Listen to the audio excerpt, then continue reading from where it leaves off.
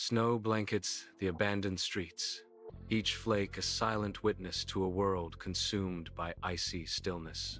Deserted cars, their vibrant hues muted under a thick shroud of white, stand as ghostly reminders of a bustling past. Frozen bodies lie scattered like fallen statues, grotesque monuments to a civilization extinguished by the cold. An absolute silence reigns, a heavy blanket smothering the remnants of human existence. Distant, mournful moans echo through the desolate landscape, piercing the silence with haunting sorrow. The scene is a tableau of despair, a stark testament to the brutal reality of a post-apocalyptic world. Candlelight flickers across Ray's worn barbershop, casting long shadows on the chair and the chipped mirror. The faint scent of aftershave hangs in the air as Ray begins to sharpen his scissors. His movements are precise, honed by years of practiced routine. The generator sputters, a mechanical cough in the otherwise quiet night. Marta steps into the barbershop, her face etched with weariness, her husband's jacket a tangible shield against the cold.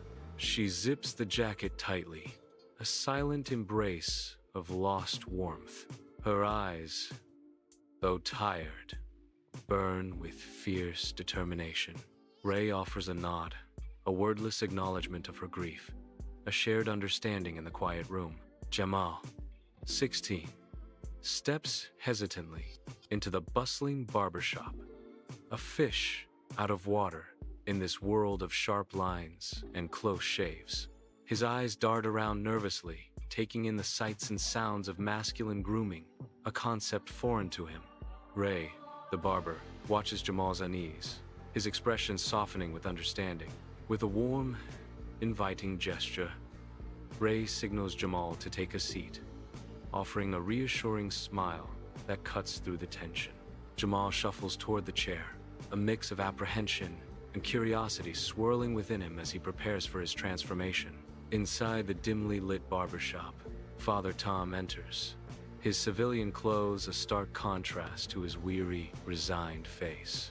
His eyes meet Ray's, a silent, weary nod passing between them, acknowledging unspoken burdens.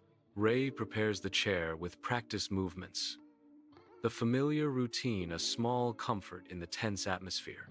The buzzing of clippers fills the air as Ray begins, each snip a small act of normalcy. Father Tom closes his eyes, seeking solace in the simple act, his face still etched with exhaustion. Under the harsh fluorescent lights of the barbershop, Ray carefully drapes a snowflake-patterned cape over Jamal. The synthetic material of the cape reflects the bright, sterile light, creating an unsettling contrast. Jamal shifts uncomfortably, his expression a mix of annoyance and resignation. This is stupid. Ray's eyes gleam with a strange intensity as he adjusts the cape, a hint of mischief in his smile. Christmas always is, Ray replies, his voice laced with a defiant cheer. That's the point. The snowflake cape settles around Jamal, a forced embrace of holiday spirit against the backdrop of the ordinary barbershop. The buzzing clippers echo, filling the brightly lit barbershop as Jamal stares into the mirror, weariness etched on his face. A flicker of hope dances in Jamal's eyes as he watches Ray meticulously trim his hair. Jamal's voice, tinged with melancholy, breaks the silence. Did things like haircuts even matter before? Ray pauses, his eyes reflecting a shared longing for simpler times. They mattered because they didn't matter, Ray responds, the clippers silent for a moment.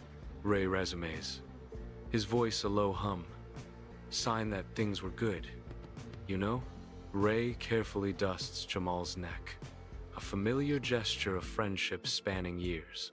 Jamal smiles, his face lit with genuine happiness, casting off the shadows of a broken world. In that fleeting moment, Jamal appears untouched, a glimpse of the innocent boy he once was. The weight lifts, revealing not a hardened survivor, but a kid free from loss and struggle. Marta sinks into the worn leather chair, her voice soft. Just a trim, please. It's for my husband. Ray's steady hands work with practiced grace, snipping away at Marta's hair as he listens intently. "We always had cinnamon rolls," Marta recalls, a nostalgic smile gracing her lips. "Always. One year, someone stole our tree topper," she says, a shadow of disbelief in her voice. A star. Inside the brightly lit barbershop, Ray turns the chair, carefully positioning Marta towards the mirror. Fluorescent lights gleam harshly on the chrome, reflecting in the scattered strands of freshly cut hair. Marta stares at her reflection, a subtle flicker of recognition in her eyes. A soft smile touches Marta's lips as she murmurs, "I look like myself again."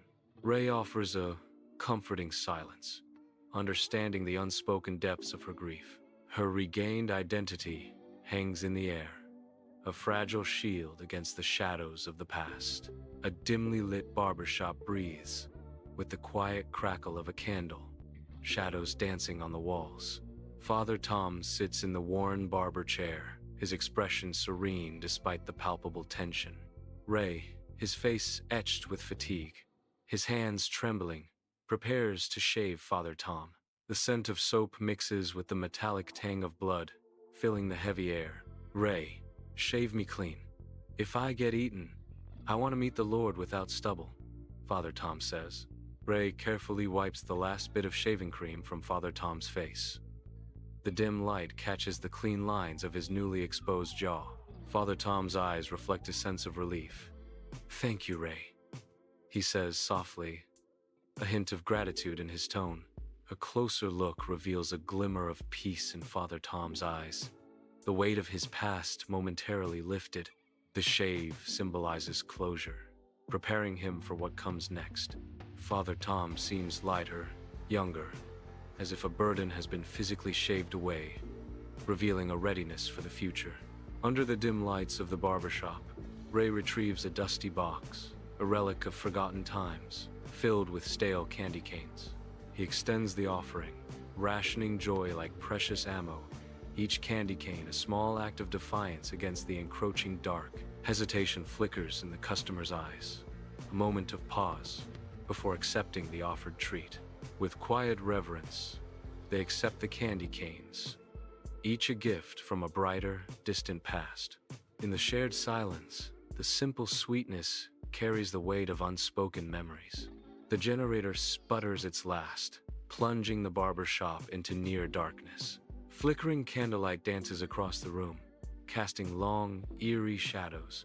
Pale moonlight struggles to penetrate the grime-streaked windows.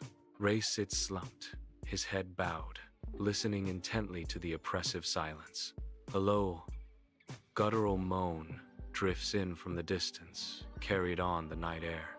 The sound amplifies the growing sense of dread and isolation. Under the hum of fluorescent lights, Ray sits in his worn barber chair, the sterile glow highlighting the old-fashioned shop.